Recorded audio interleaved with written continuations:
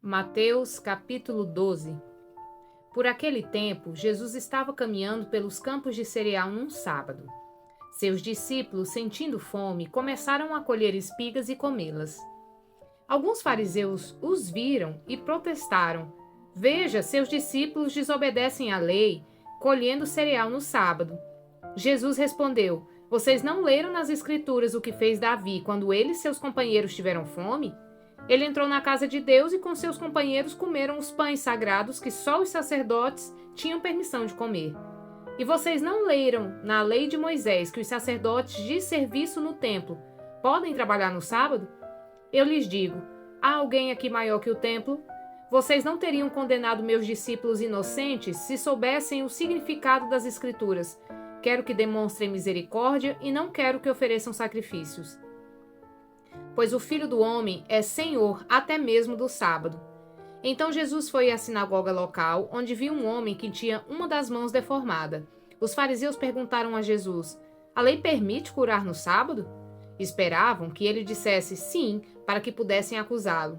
Jesus respondeu: "Se um de vocês tivesse uma ovelha e ela caísse no poço no sábado, não trabalharia para tirá-la de lá? Quanto mais vale uma pessoa que uma ovelha? Sim, a lei permite que se faça o bem no sábado." Em seguida, disse ao homem: "Estenda a mão." Ele a estendeu e ela foi restaurada e ficou igual à outra. Então os fariseus convocaram uma reunião para tramar um modo de matá-lo. Jesus, sabendo que o planejavam, retirou-se daquela região. Muitos o seguiram e ele curou todos os enfermos que havia entre eles. Contudo, advertiu-lhes que não revelassem quem ele era. Cumpriu-se assim a profecia de Isaías a seu respeito: "Vejam, meu servo, aquele que escolhi, ele é meu amado, nele tenho grande alegria. Porei sobre ele meu espírito, e ele proclamará justiça às nações. Não lutará, nem gritará, nem levantará a voz em público. Não esmagará a cana quebrada, nem apagará a chama que está fraca. Por fim, ele fará que a justiça seja vitoriosa. E seu nome será a esperança de todo mundo." Então levaram até Jesus um homem cego e mudo que estava possuído por um demônio. Jesus o curou e ele passou a falar e ver. Admirada, a multidão perguntou: "Será que este homem é o filho de Davi?" No entanto, quando os fariseus souberam do milagre, disseram: "Ele só expulsa demônios porque seu poder vem de Beelzebu, o príncipe dos demônios." Jesus conhecia os pensamentos deles e respondeu: "Todo reino dividido internamente está condenado à ruína. Uma cidade ou família dividida contra si mesma se desintegrará. Se Satanás expulsa Satanás, está dividido e luta contra si mesmo. Seu reino não sobreviverá. Se eu expulso demônios pelo poder de Beelzebu, o que dizer de seus discípulos? Eles também expulsam demônios de modo que condenarão vocês pelo que acabaram de dizer. Mas se expulso demônios pelo Espírito de Deus, então o reino de Deus já chegou até vocês. Afinal, quem tem poder para entrar na casa de um homem forte e saquear seus bens? Somente alguém ainda mais forte, alguém capaz de amarrá-lo e saquear sua casa. Quem não está comigo opõe-se a mim, e quem não trabalha comigo na verdade, trabalha contra mim. Por isso eu lhes digo, todo pecado e toda blasfêmia serão perdoados, mas a blasfêmia contra o Espírito não será perdoada. Quem falar contra o Filho do Homem será perdoado, mas quem falar contra o Espírito Santo não será perdoado, nem neste mundo, nem no mundo por vir. Uma árvore é identificada por seus frutos. Se a árvore é boa, os frutos serão bons. Se a árvore é ruim, os frutos serão ruins. Raça de víboras, como poderiam homens maus como vocês dizer o que é bom e correto? Pois a boca fala do que o coração está cheio. A pessoa boa tira coisas boas do tesouro de um coração bom, e a pessoa má tira coisas más do tesouro de um coração mau. Eu lhes digo, no dia do juízo vocês prestarão conta de toda palavra inútil que falarem. Por suas palavras vocês serão absolvidos e por elas serão condenados. Alguns dos mestres da lei e fariseus vieram a Jesus e disseram: "Mestre, queremos que nos mostre um sinal de autoridade." Jesus, porém, respondeu: "Vocês pedem um sinal porque são uma geração perversa e adúltera, Mas o único sinal que lhes darei será o do profeta Jonas. Pois assim como Jonas passou 3 dias e 3 noites no ventre do grande peixe, o Filho do Homem ficará 3 dias e 3 noites no coração da terra.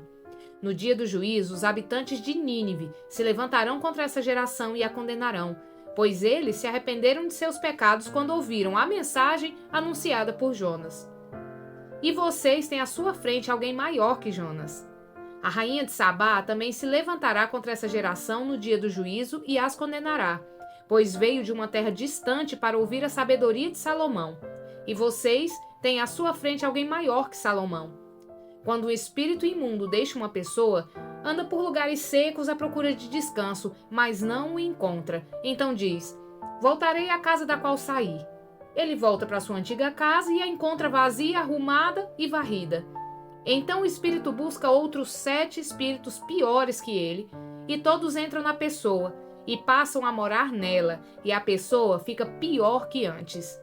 Assim acontecerá com essa geração perversa. Enquanto Jesus falava à multidão, sua mãe e seus irmãos estavam do lado de fora pedindo para falar com ele. Alguém disse a Jesus: sua mãe e seus irmãos estão lá fora e querem falar com o Senhor. Jesus respondeu: quem é minha mãe? Quem são meus irmãos?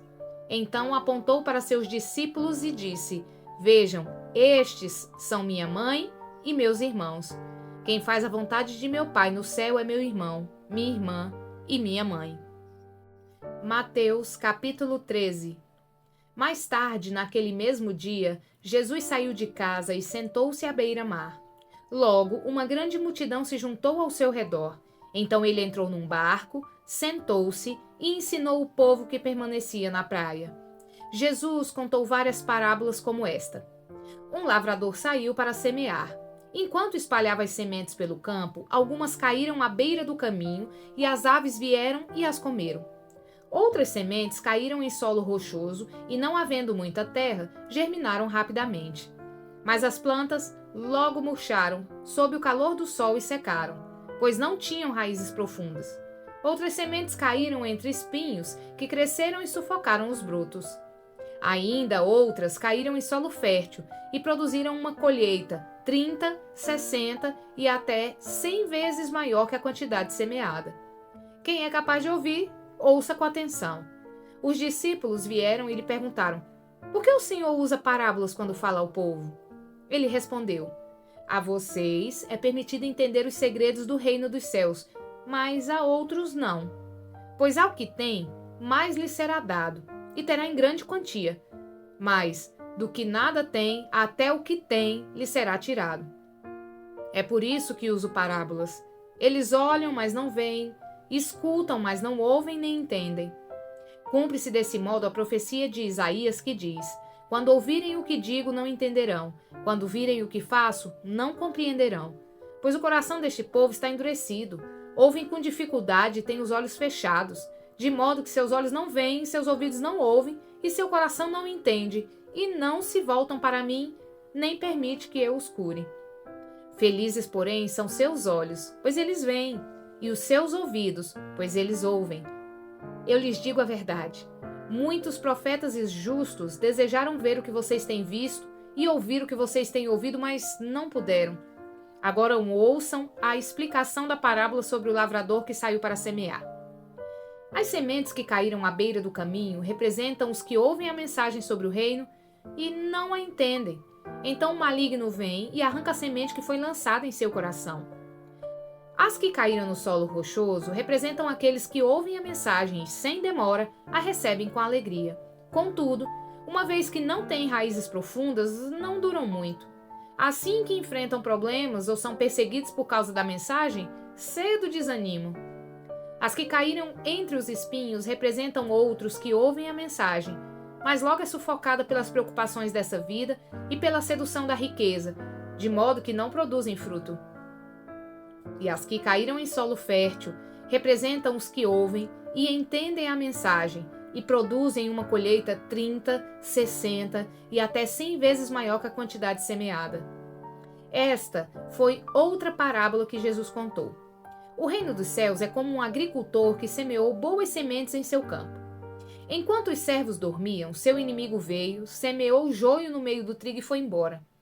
Quando a plantação começou a crescer, o joio também cresceu. Os servos do agricultor vieram e disseram: O campo em que o Senhor semeou as boas sementes está cheio de joio. De onde ele veio? Um inimigo fez isso, respondeu o agricultor. Devemos arrancar o joio? Perguntaram os servos. Não, respondeu ele. Se tirarem o joio, pode acontecer de arrancarem também o trigo. Deixem os dois crescerem juntos até a colheita. Então direi aos ceifeiros para separarem o joio. Amarrem-no em feixes e queimem-no, e depois guardem o trigo no celeiro. Então Jesus contou outra parábola. O reino dos céus é como a semente de mostarda que alguém semeia num campo. É a menor de todas as sementes, mas se torna a maior das hortaliças. Cresce até se transformar em árvore, e vêm as aves e fazem ninho em seus galhos. Jesus também contou a seguinte parábola. O reino dos céus é como o fermento usado por uma mulher para fazer pão. Embora ela coloque apenas uma pequena quantidade de fermento em 3 medidas de farinha, toda a massa fica fermentada. Jesus sempre usava histórias e comparações como essas quando falava às multidões. Na verdade, nunca lhes falava sem usar parábolas. Cumpriu-se desse modo que foi dito por meio do profeta: Eu lhes falarei por meio de parábolas, explicarei coisas escondidas desde a criação do mundo. Em seguida, deixando as multidões do lado de fora, Jesus entrou em casa. Seus discípulos lhe pediram: Por favor, explique-nos a história do joio no campo. Jesus respondeu: O filho do homem é o agricultor que planta as boas sementes. O campo é o mundo, e as boas sementes são o povo do reino. O joio são as pessoas que pertencem ao maligno, e o inimigo que plantou o joio no meio do trigo é o diabo. A colheita é o fim dos tempos, e os que fazem a colheita são os anjos. Da mesma forma que o joio é separado e queimado no fogo, assim será no fim dos tempos. O Filho do Homem enviará seus anjos, e eles removerão do reino tudo que produz pecado e todos que praticam o mal, e os lançarão numa fornalha ardente, onde haverá choro e ranger de dentes. Então os justos brilharão como o sol no reino de seu Pai. Quem é capaz de ouvir, ouça com atenção. O reino dos céus é como um tesouro escondido que um homem descobriu num campo. Em seu entusiasmo, ele o escondeu novamente, vendeu tudo que tinha e com o dinheiro da venda comprou aquele campo. O reino dos céus também é como um negociante que procurava pérolas da melhor qualidade. Quando descobriu uma pérola de grande valor, vendeu tudo o que tinha e com o dinheiro da venda comprou a tal pérola. O reino dos céus é ainda como uma rede de pesca que foi lançada ao mar e pegou peixes de todo tipo. Quando a rede estava cheia, os pescadores a arrastaram até a praia, sentaram-se e juntaram os peixes bons em cestos, jogando fora os ruins. Assim será no fim dos tempos.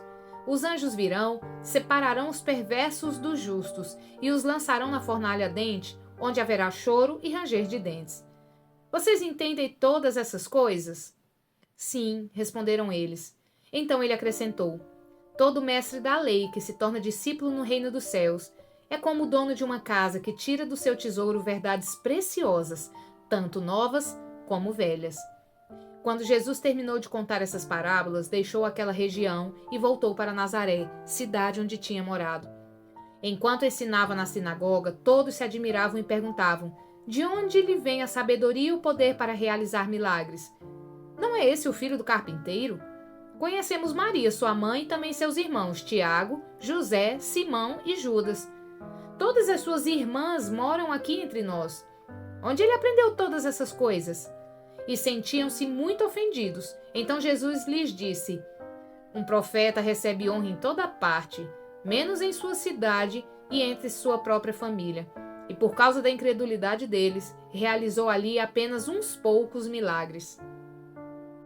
Mateus capítulo 14. Quando Herode Antipas ouviu falar de Jesus, disse aos seus conselheiros: Deve ser João Batista que ressuscitou dos mortos, por isso ele tem poder para fazer esses milagres. Herodes havia mandado prender e encarcerar João para agradar Herodias, que era esposa de Filipe, seu irmão. João tinha dito repetidamente a Herodes: É contra a lei que o Senhor viva com ela.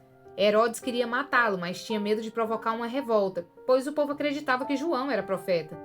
Contudo, numa festa de aniversário de Herodes, A filha de Herodias dançou diante dos convidados e agradou muito o rei, e ele prometeu sob juramento que lhe daria qualquer coisa que ela pedisse. Instigada pela mãe, a moça disse: "Quero a cabeça de João Batista num prato." O rei se arrependeu do que tinha dito, mas por causa do juramento feito diante dos convidados, deu as ordens para que atendessem ao pedido. João foi decapitado na prisão e sua cabeça foi trazida num prato e entregue à moça, que a levou à sua mãe. Os discípulos de João vieram, levaram seu corpo e o sepultaram. Em seguida, foram a Jesus e lhe contaram o que havia acontecido. Logo que Jesus ouviu a notícia, partiu de barco para um lugar isolado a fim de ficar só. As multidões, porém, descobriram para onde ele ia e o seguiram a pé, vindas de muitas cidades. Quando Jesus saiu do barco, viu a grande multidão, teve compaixão dela e curou os enfermos. Ao entardecer, os discípulos foram até ele e disseram: "Este lugar é isolado e já está ficando tarde. Mande as multidões embora para que possam ir aos povoados e comprar comida." "Não há necessidade", disse Jesus. "Providenciem, vocês mesmos, alimento para elas."